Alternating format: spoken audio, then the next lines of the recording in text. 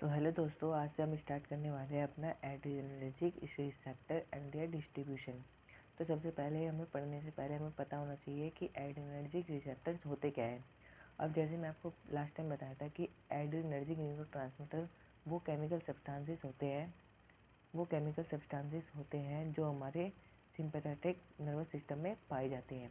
Okay, अब ये हमारे कैटेकोलामाइंस होते हैं जो 3 तरह के होते हैं, एफिनेफ्रिन,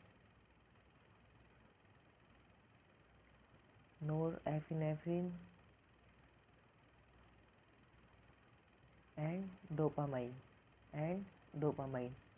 ओके, लास्ट टाइम हमने पढ़ा था कि जो हमारे एड्रेनर्जिक न्यूरोट्रांसमीटर होते हैं हमारे 3 टाइप के होते हैं, एक epinephrine, norepinephrine and dopamine. Okay, ये हमारे कैटेकोलामाइंस होते हैं, यानी एड्रेनर्जिक न्यूरोट्रांसमीटर होते हैं। अब न्यूरोट्रांसमीटर तो हमने पढ़ लिया, अब हमें पता होना चाहिए कि एड्रेनर्जिक रिसेप्टर्स क्या होते हैं। तो देखो, एक रिसेप्टर होता है नॉर्मली, एक रिसेप्टर होता है ये, इस पर जो ड्रग बाइंड करती है, जो भी ड्रग इस पर बाइंड करती है उसे हम रिसेप्टर्स कहते हैं। जो ड्रग जिस चीज़ पे बाइंड करती है उसे रिसेप्टर कहते हैं। वैसे ही हमारा एड्रेनर्जिक रिसेप्टर्स होते हैं जो जिस पे एड्रेनर्जिक, ये हमारा रिसेप्टर्स है जिस पर एड्रेनर्जिक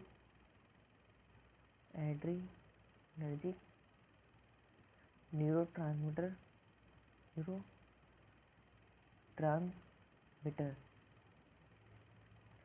बाइंड करेंगे, इस पर न्यूरोट्रांसमीटर बाइंड करेंगे तो उस रिसेप्टर्स को हम कहते हैं एड्रेनर्जिक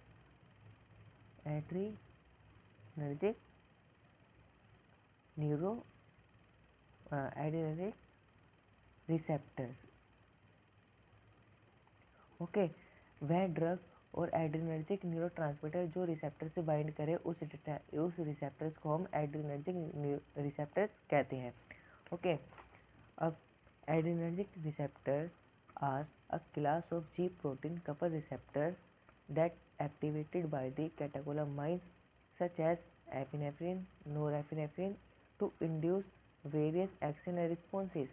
जैसे कि हमने पहले पढ़ा था कि जो भी एड्रेनर्जिक न्यूरोट्रांसमीटर होते हैं वो हमारे रिसेप्टर से बाइंड करेंगे और ये हमारे इफ़ेक्ट को प्रोड्यूस करेंगे। इफ़ेक्ट जो भी सिंपैथेटिक नर्वस सिस्टम के जो भी इफ़ेक्ट होते हैं, जैसे कि वो जो भी हमारे इनवॉलेंट्री कंट्रोल में होता है, जैसे हार्ट रेट हो गया, डाइजेशन होगी, और जो भी हमारे कंट्रोल में नहीं है उसको ये कंट्रोल कराता है एड्रेनर्जिक न्यूरोट्रांसमीटर। एड्रेनर्जिक रिसेप्टर से बाइंड करके वो हमारे फंक्शन को परफॉर्म करता है। ओके, ये हमारा G प्रोटीन कपल रिसेप्टर से मिलकर बना होता है और activate by the catecholamine such as epinephrine, norepinephrine to induce action and responses.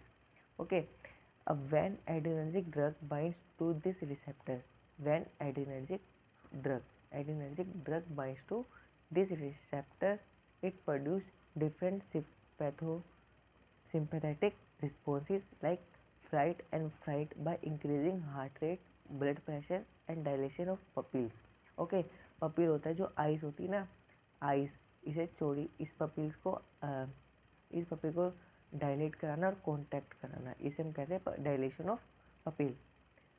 Okay, dilation मतलब चौड़ा कराना। अब ये adrenergic receptors are classified into 2 types, alpha receptors and beta receptors. ये हमारे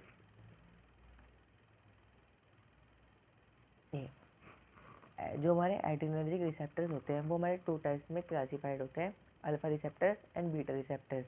अल्फा रिसेप्टर्स होते हैं ये हमारे अल्फा 1 रिसेप्टर्स और अल्फा 2 रिसेप्टर्स में डिवाइडेड होते हैं, और ये हमारे बीटा 1, बीटा 2 और बीटा 3 रिसेप्टर्स में डिवाइड होते हैं। अब ये अल्फा और बीटा हमारे डिफरेंट प्लेसेस पर प्रेजेंट होते हैं और डिफरेंट ऑर्गन के फंक्शन को परफॉर्म करते हैं।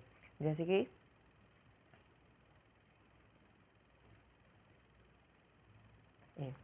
जो हमारा अल्फा 1 होता है, ये जो अल्फा 1 रिसेप्टर्स होता है ये alpha 1 receptor based on the, ये हमारा कहाँ प्रेजेंट होता है, ये smooth muscle of blood vessels की, जो भी हमारी ब्लड वेसल्स होती है, जो भी ब्लड वेसल्स होती है ये हमारे स्मूथ मसल्स पर प्रेजेंट होता है। ओके, और ये क्या करता है, वैजो कॉन्स्ट्रिक्शन करवाता है। वैजो कॉन्स्ट्रिक्शन मतलब कि ये इसके डायमीटर को कम कर देता है, जिससे हमारा ब्लड प्रेशर इंक्रीज हो जाता है, इससे हमारा ब्लड प्रेशर इंक्रीज हो जाता है। फर्स्ट कहाँ पर प्रेजेंट होता है, मसल ऑफ ब्लड वेसल्स। और सेकंड ये क्या करता है, ग्लैंड सेल्स पर प्रेजेंट होता है, जो ग्लैंडुलर सिक्रीशन के लिए रिस्पॉन्सिबल होता है। लीवर में ग्लाइकोजेनेसिस, ग्लूकोमा सिंथेसिस के लिए रिस्पॉन्सिबल होता है। और ये आई ब्लैडर और यूट्रस में भी प्रेजेंट होता है। This are mainly excitatory nature, यह एक्साइटेटरी नेचर का होता है, जो भी रिलीज कराने में या कोई भी चीज़ को इंक्रीज करने में हेल्प करता है। ओके, ये हमारा अल्फा 1 रिसेप्टर्स का काम है। ओके, अब हम चलते हैं अल्फा 2 रिसेप्टर्स पर।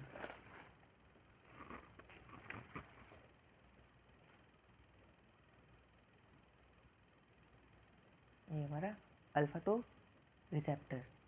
Okay, alpha 2 receptor present on pre and post synaptic receptor site.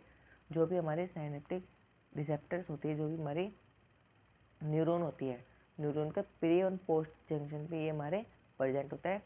Okay, pre and post synaptic receptor site CNS and pancreas पर भी प्रेजेंट होता है। अब ये क्या फंक्शन परफॉर्म करता है, ये इनिबिट करता है न्यूरोट्रांसमीटर रिलीज को। न्यूरोट्रांसमीटर रिलीज यानी chemical substance that transmit the signal from one neuron to another neuron, ये हमारे इनिबिट कर देता है। डिक्रीज इंसुलिन रिलीज, डिक्रीज करता है इंसुलिन रिलीज। अब क्या करता है, अगर किसी पेशेंट को शुगर है तो हमने इसको ऐसी ड्रग दी जो अल्फा 2 रिसेप्टर से बाइंड हुई, जो हमारा किसी पेशेंट को वो है, मतलब कि शुगर की कमी हो गई, यानी उसको शुगर की कमी ज़्यादा कमी हो गई, तो क्या करता है उस पर चलो डिक्रीज करता है इंसुलिन रिलीज को। ये आप अभी याद रखो, इंसुलिन रिलीज को डिक्रीज करता है। प्लेटलेट एग्रीगेशन में हेल्प करता है, जो भी हमारी ब्लड क्लोटिंग होती है वो हमारी प्लेटलेट्स के कारण होती है, ये इसको एग्रीगेशन करवाता है। Help in smooth muscle and relaxation, ये भी हमारी स्मूथ मसल को क्या करता है, रिलैक्स करता है। जैसे हमने अल्फा 1 में पढ़े थे, वो कॉन्ट्रैक्ट करा रहा था, स्मूथ मसल की कॉन्ट्रैक्शन कराता है, ये क्या कर रहा है, रिलैक्स करा रहा है। वो रिस्पॉन्सिबल था उसके लिए, अल्फा 1 ये कॉन्ट्रैक्शन स्मूथ मसल कॉन्ट्रैक्ट करा रहा था, जिससे ब्लड प्रेशर इंक्रीज हो रहा था। बट अल्फा 2 रिसेप्टर क्या होता है, इसका अपोजिट होता है, वैजो डायलेशन कराता है, स्मूथ मसल्स की रिलैक्सेशन करता है, डिक्रीज करता है ब्लड प्रेशर। ये क्या करता है, इनिबिटरी इन नेचर, ये क्या करता है, किसी भी चीज़ को इनिबिट करने के लिए रिस्पॉन्सिबल होता है। ओके, अब हम चलते हैं बीटा रिसेप्टर्स पर। अब हमारा जो बीटा रिसेप्टर्स होता है, ये हमारे इन cardiac tissue, myocardium that is heart हो गया, किडनी, इस पर प्रेजेंट होता है।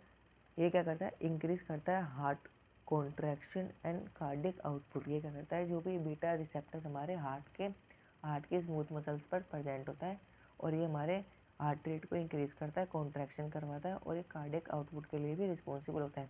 और दूसरी तरफ at the another hand it release renin from kidney, result blood pressure increase करता है। ये डायरेक्टली रेनिन जो होता है, ये एंजियोटेंसिनोजन होता है।